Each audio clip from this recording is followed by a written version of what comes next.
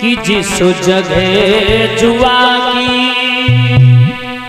बाजी हो और झूठी गपोलियां चलती हो, जिस जगह जुआ की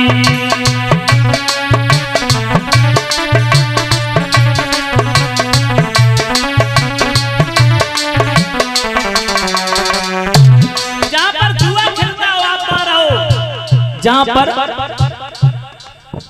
झूठ बोला जाता हो, सुबह से शाम तक झूठ का व्यापार आप वहां रहो। और सुनो महाराज, जिस जगह जुआ की बाजी हो, झूठी गपोलियां चलती हो, बेश्याएं जहां निवास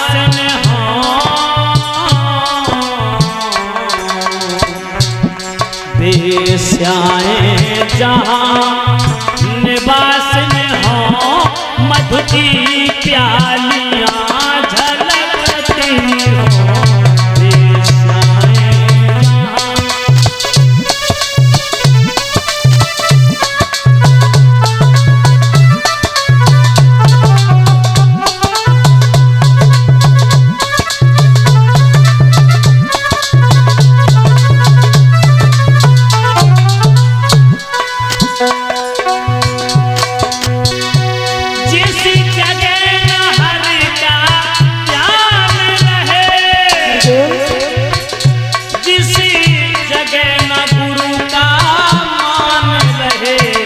जगह सुवर्ण की क्रांति रहे,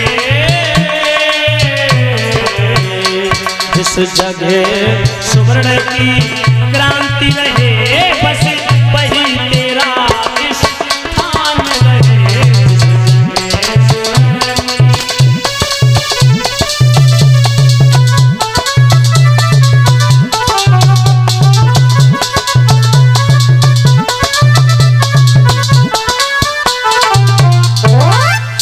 महाराज, जिस जगह पर जुआ खेलता हो आप वहां रहो, जिस जगह पर झूठ बोला जाता हो आप वहां रहो, जिस जगह पर शराब पी जाती हो आप वहां रहो, जहां पर बेश्याएं रहती हो आप वहां रहो, जिस घर में गुरु का सम्मान ना हो आप वहां रहो, जिस घर में भगवान का ध्यान ना हो आप वहां रहो, सास बहू में लड़ाई हो आप वहां रहो, भाई का दुश्मन भाई हो आप वहां रहो, पंच अन्याय हो आप वहां रहो।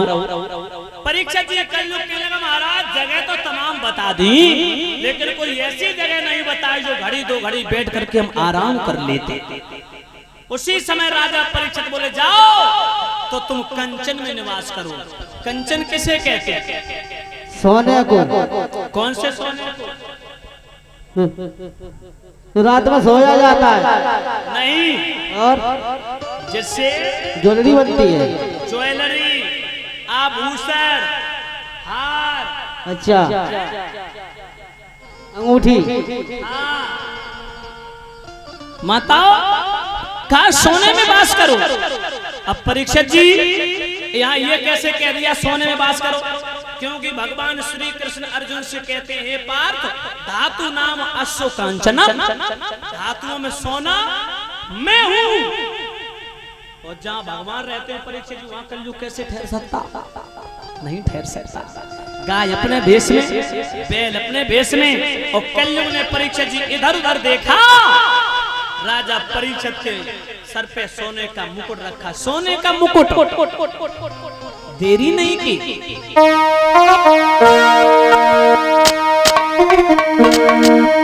अरे कलयुग छोटो रूप बनाया,